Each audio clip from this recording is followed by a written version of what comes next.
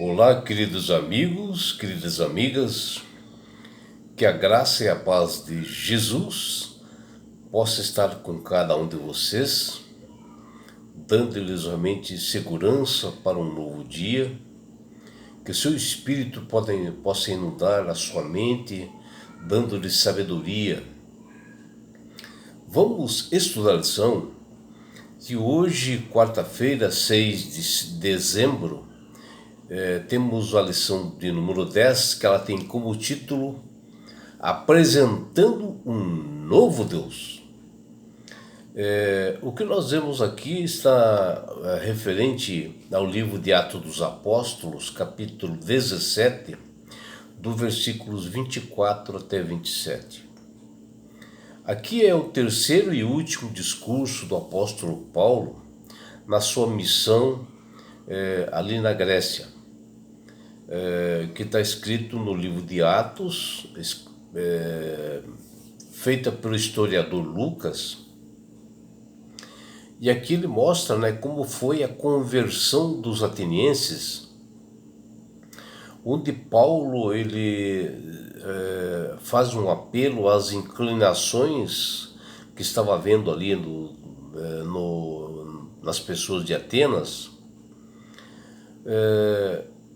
E ele diz que eles eram muito religiosos, pessoas comprometidas, e Paulo faz o uso de dados observáveis, na natureza para discutir os atributos de Deus e mostrar àqueles homens de Atenas, onde ele reúne percepções daqueles poetas pagãos e identifica Deus com a necessidade dos atenienses, porque eles haviam construído um altar ao Deus desconhecido, e que Paulo queria apresentar o Deus verdadeiro, que tinha relacionamento justamente com o Deus criador e verdadeiro, o Deus que criou o universo. E Paulo mencionou a eles que Deus os amava de todas as formas e que eles eram muito respeitados realmente por Deus, e que ele, Deus, desejava que eles o conhecessem melhor. E o que nós vemos aqui na lição é que Paulo, através desse discurso, na abordagem que ele faz assim respeitosa, com os atenienses, ele procurou assim não afrontar as pessoas, as suas crenças, as suas formas de enxergarem realmente a Deus. E ele conseguiu chamar a atenção desses pensadores, filósofos, ali de Atenas, e assim ele pôde conduzir o seu discurso, a sua audiência no Areópago com bastante confiança, para que todos vissem que existe um Deus criador do universo, que está no céu, pronto a atender às necessidades de seus filhos, e justamente pela estratégia do apóstolo para sua sucessão de missão manipulada, e induzida pelo Espírito Santo, que ele utilizou desse engajamento, do seu intelecto eficiente, para justamente alcançar os cultos filósofos atenienses, para que eles pudessem enxergar a verdade. E Paulo, instruído pelo poder de Deus, no seu discurso, afirma e reconhece a espiritualidade daquelas pessoas e faz com que eles tivessem um raciocínio claro, os conduzindo a cada ponto, para que eles pudessem ter uma compreensão do Evangelho eterno mais profunda, e que eles pudessem conhecer o verdadeiro Deus, contrastando com os conceitos de ídolos e divindades que os atenienses serviam, mas que era muito comum ali na Grécia, e Paulo que mostrar que tudo que criou o universo foi o Deus vivo e verdadeiro. E para um povo que se importava com as coisas espirituais, a ponto, né, de construir um altar para um Deus desconhecido, as palavras do apóstolo Paulo eram muito interessantes para aqueles homens atenienses, porque eles eram assim, muito curiosos, né? E isto intrigava a eles as palavras de Paulo, quando ele diz que um Criador que não vive em um templo não feito por homens, não precisa de nada dos seres humanos, ele mencionou isto, mas sim que os seres humanos é que deveriam procurá-lo, né? Para que ele pudesse realmente intervir em cada um. E essa abordagem que Paulo usou para alcançar os atenienses, mencionando, né, que o Deus que criou o universo os amava a todos, né, independente das falhas e pecados, e que Deus queria que eles o conhecessem. E isto foi tremendamente importante, porque ali gerou interesse daqueles homens de Atenas. O que nós vemos aqui é que Paulo tinha qualidades missionárias diferenciadas, por isso que ele fez esse discurso eloquente, e para que esse discurso tomasse um rumo de sucesso, e que para hoje se faz muito necessário para aquelas pessoas que querem realmente proclamar o Evangelho. E o moderno Areópago de Atenas tinha partes e formas, né, semelhantes ao que nós vemos hoje aqui nesses centros urbanos, né, que nós temos nas cidades aí. E o que se pode ver perfeitamente é como nós vemos hoje nesse shopping, né, onde tem assim uma praça de alimentação, onde existe exposição assim de feiras, né, de esquinas de ruas assim, que nós temos nas cidades hoje aqui, talvez assim um anfiteatro universitário, ou uma cafeteria, e isso está à nossa disposição. E nós podemos utilizar a forma como Paulo se utilizou lá em Atenas. A igreja precisa se mexer, procurar novas alternativas, né, para que o evangelho seja proclamado. E utilizar de dons e talentos de membros corajosos que nós temos na igreja, que possuem assim criatividade correspondente para isso, membros que serão capacitados, né, enviados para proclamar o Evangelho eterno nesses maiores centros que nós temos nas cidades. Algum tempo atrás, um grupo da nossa igreja, eles se reuniram em um grande shopping, né, numa época de Natal como esta, e dividiram em vozes, sentado assim em várias mesas diferentes, sem que aquelas pessoas ali na praça de alimentação percebessem, né? Como fossem assim umas pessoas comuns. E eis que de repente eles levantaram e começaram a entoar hinos de Natal, né? E aquilo foi muito comovente para as pessoas. Muitas pessoas se interessaram por Evangelho por esta atitude, né? E ali eles puderam dar informativos, né, distribuir livros, e muitas pessoas ali se converteram.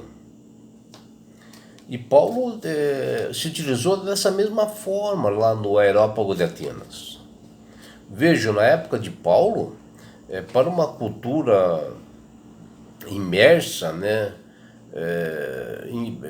afundada, né, na mitologia grega, no qual os deuses eram assim imprevisíveis, né, egocêntricos, cruéis.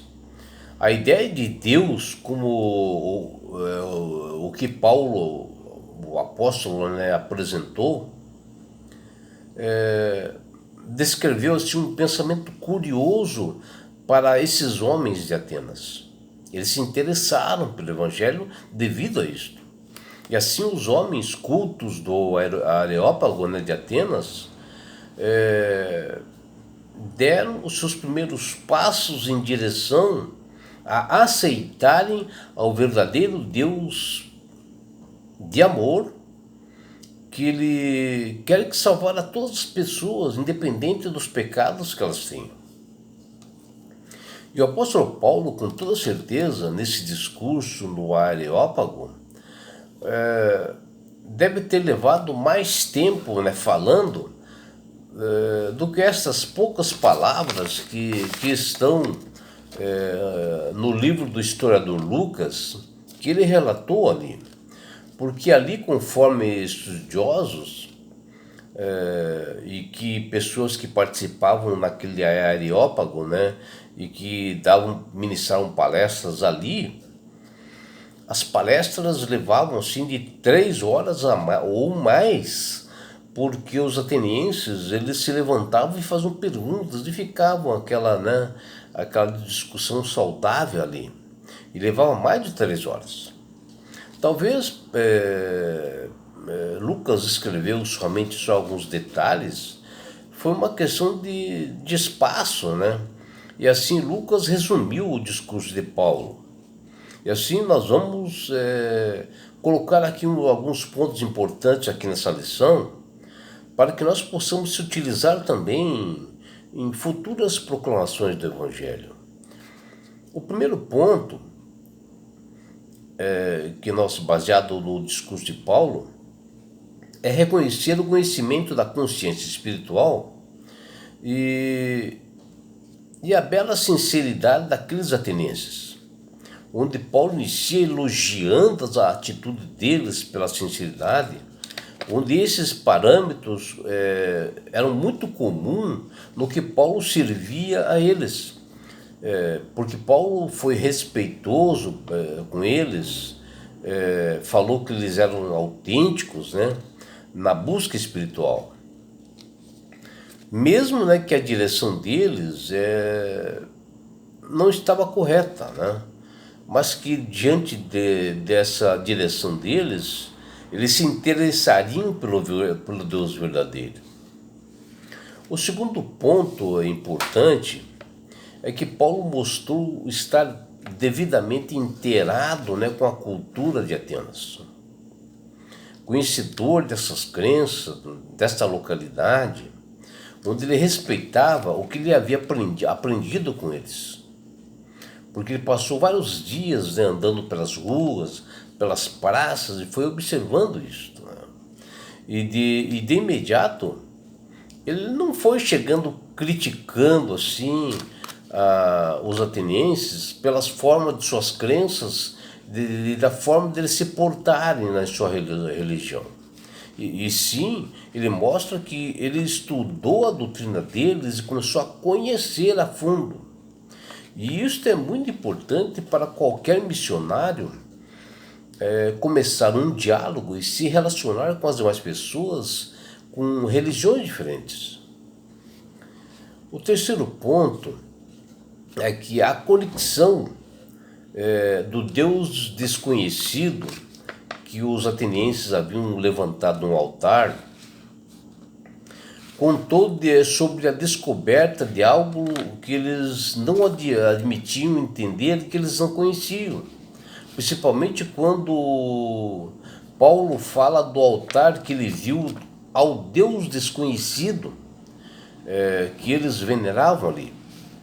Uma maneira com sabedoria do apóstolo, né, dele conectar a crença desses homens atenienses com a revelação verdadeira da Bíblia, apontando o Deus desconhecido desses atenienses que eles veneravam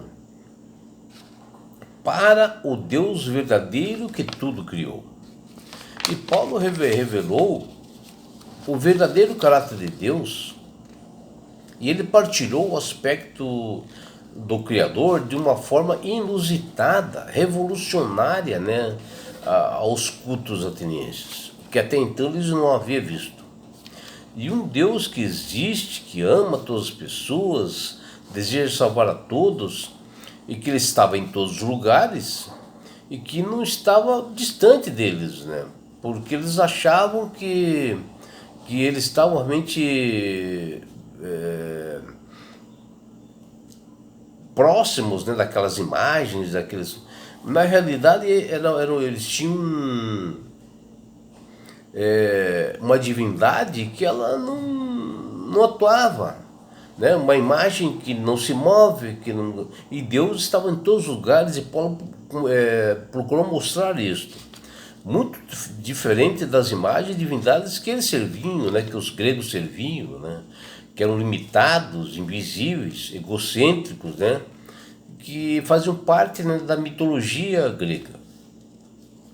O quinto ponto, ele é um alerta sobre negar, rejeitar a verdade, e que poderia ocasionar para eles, atenienses, consequências graves por não aceitar o verdadeiro Deus e obedecer os estatutos e mandamentos, né? E Paulo procurou mostrar isso. E que mostrou também que é um livre-arbítrio, né? A escolha de cada pessoa.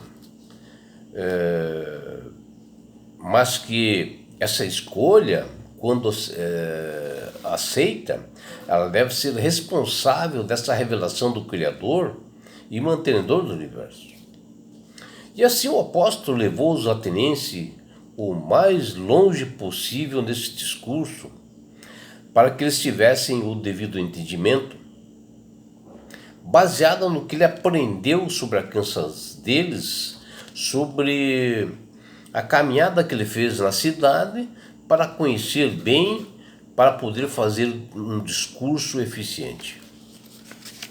E é por isso, meu amigo, minha amiga, que Deus tem falado com todas as pessoas através do poder do Espírito Santo para aceitarem a Jesus como Salvador e Senhor.